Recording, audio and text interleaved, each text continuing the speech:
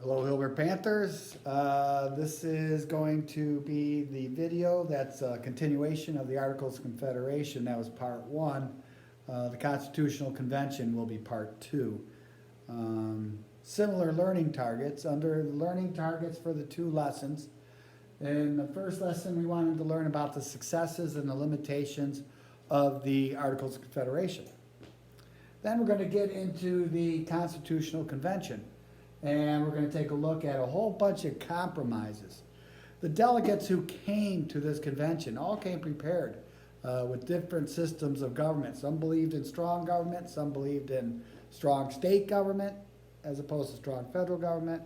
They're all going to want to share their ideas, but the key word coming out of the Constitutional Convention, compromise. We've forgotten how to compromise, too bad. And then we'll talk about the Federalists and the Anti-Federalists when it comes time to talk about getting the Constitution approved by all the states, approved and ratified. So here we go. So we ended with a call for a convention. Shays' Rebellion was the event that showed people that, hey, you know what? Maybe the Articles of Confederation, they're not the best type of government for us. Maybe we need something a little bit stronger. And so delegates from 12 of the states, no Rhode Island, they didn't trust the Constitutional Convention. They didn't want a strong federal government, so they stayed away. But the delegates from the 12 states, they meet in Philadelphia in May of 1787 for the express purpose of revising the Articles of Confederation. Once they get behind closed doors, they're going to see that revising isn't going to be enough. They need to create a new government.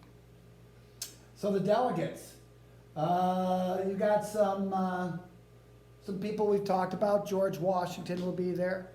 Ben Franklin will be there. George Washington will be named the president of the Constitutional Convention. New word for you, or new name I should say, is James Madison. We'll be talking about him, however. Average age, 42. 2/3 of them were lawyers. All of them were the leaders of their states. They might have been store owners, they might have been leaders, lawyers. These were the cream of the crop. Okay? James Madison is known as the father of the Constitution. James Madison did not miss a minute of all the debates that took place. He took 600 pages of notes. The only reason that I am able to tell you what happened in the Constitutional Convention is because of James Madison and all the notes that he took. Okay. So, rule of secrecy. They knew they were talking about something really, really important, so they had to come up with some rules. Number one, anything talked about in that room amongst those delegates was not to be leaked to anyone else. And they followed that. They had guards posted at the doors. Windows were shut. Even though it's 90 degrees in Philadelphia, windows are shut because they wanted everything that they said to be secret. They didn't want any word to get out about what they were trying to do. All right. So the two arguments are, should the states have more power or should the federal government have more power? And you had people who believed either way very strongly, and so there was a lot of debate that went on at the Constitutional Convention, and people believed that if our federal government wasn't stronger, we're going to have more Shays' rebellions, and they didn't want that to happen. So, first plan of the convention is called the Virginia Plan. Created by James Madison, and it was Edmund Randolph who proposed it to the other delegates. And the Virginia Plan did a few things. It called for 3 branches of government. It wanted a legislative branch to make laws, an executive branch to enforce the laws, and then a judicial branch to make sure that the laws were fair to everyone. So 3 branches of government, that's what the Virginia Plan wanted. The Virginia Plan wanted a 2-house legislature. It's called a bicameral legislature. Representation, how many members would each state have, would be based on a state's population. The larger the state, the more representatives it would have in both houses. Virginia what they thought was, hey, listen, we got more people, we should have more representatives in Congress. Okay, small states aren't going to agree.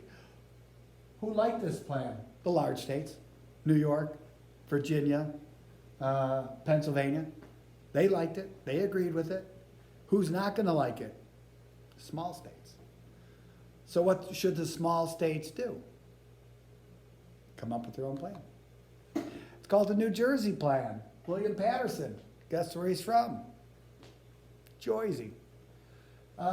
He liked the three branches of government. All right, so that he agrees with the Virginia plan. Three branches of government, that's fine. He wanted a one-house legislature, not two. And according to his plan, the states would be represented by each state getting one vote. Didn't matter how many people you had, didn't matter how big the state was, each state got one vote. Each state was equal under this plan. And smaller states liked it. Delaware, Connecticut, Jersey. All right. So now you got these two differing plans. Well, we need a compromise. It's called the Great Compromise. I think they thought a little bit too highly of themselves, but the Great Compromise is going to come up by a gentleman by the name of Roger Sherman of Connecticut. Both plans like the three branches of government. That's in there, all right? But now, how are the states going to be represented? And Roger Sherman created a two-house legislature. And in the upper house, which would be called the Senate, each state would have the same amount of votes. They would each have 2 votes. In the lower house, the House of Representatives, the number of representatives from each state would be based on the state's population. So the larger the population, the more representatives the state would have. So the Great Compromise used part of the New Jersey plan, part of the Virginia plan, combined them, and that's what they came up with. The delegates narrowly approved this plan, but the Great Compromise is moving forward. All right. So a two-house legislature, upper house is the Senate. Each state has the same number of votes. Lower house, House of Representatives, based on population. 3 branches of government. So now that the House of Representatives is going to be based on a state's population, the question comes up, do slaves count? So let me give you a little background on this. Before the whole convention thing started, states had to pay taxes on how many citizens they had to the federal government. So they would count their citizens, and I'm not sure how much they had to pay for each citizen, but then they would have to pay that money to the federal government. When it came time to counting citizens for tax purposes, the South said, don't claim the slaves. So they didn't count the slaves when they counted the population for taxes. But now that they're going to use population to figure out how many representatives each state gets in Congress, the southern states are like, yeah, let's count the slaves. They can't have it both ways. So the compromise is called the 3/5 compromise. And what they decided was they would count the slave population of a state, divide it by 3/5, and that is the number that would count towards representatives in Washington as well as paying taxes to the federal government. So I use South Carolina as an example. South Carolina had 1 million slaves. Well, what is 3/5 of 1 million? It's 600,000. So 600,000 slaves would be counted towards taxes as well as representative in Washington, D.C. Then there are other slavery issues. One of the powers being given to Congress now is that Congress controlled trade between the states and other countries. Southern states, they sold their crops overseas. The tobacco, the rice, they sold that to other countries, and now the southern states are worried that Congress is going to tax them. Southern states are also worried that Congress is now going to ban the slave trade, bringing slaves in from other countries. So the South's pretty worried about this. Another compromise. Under this compromise, Congress could not tax exports. An export is a good that we make in the United States and sell to other countries. And so Congress said, we're not going to tax those things. We're not going to tax the tobacco. We're not going to tax the rice. All right. And then Congress said, and we're not going to do anything with the slave trade for 20 years. The year was 1788. They said, hey, we're not going to do anything to the slave trade until 1808. Now, they did a lot of great things in creating the Constitution, but this wasn't one of their finer moments where they were simply saying, hey, we'll look at the slave trade in 20 years. Mm-hmm. Then they also added what is known as a fugitive slave clause to make the southern states happy. Fugitive slave clause simply stated that a runaway slave, if you discovered a runaway slave, you were responsible for returning that slave to their owner. All right? The president. So we're creating this new constitution. We haven't said anything about the president. We signed the Treaty of Paris with Britain in 1783. The Constitution is going to be approved in 1789. Between 1783 and 1789, there was no president. First 6 years we were a country, there is no president. Under the Articles of Confederation, they didn't want to give that much power to one person. They thought they might try to become something like a king. So there was no executive branch in the Articles of Confederation. Now, should there be one or should there be three presidents? A lot of people thought that, one, because, the decision making is quicker, it's easier, it's all that. And the argument about presidents was they figured they had a pretty good guy all set up to be the first president, Washington. But who would come next, and could you trust them? And so that's why they didn't want to give their faith to just one guy. So what they did is they created a 4-year term. President could only serve 4 years. Well, Washington's going to serve 8, so that didn't last that long, but that's why they put that in there. That's why that term limit is put in there.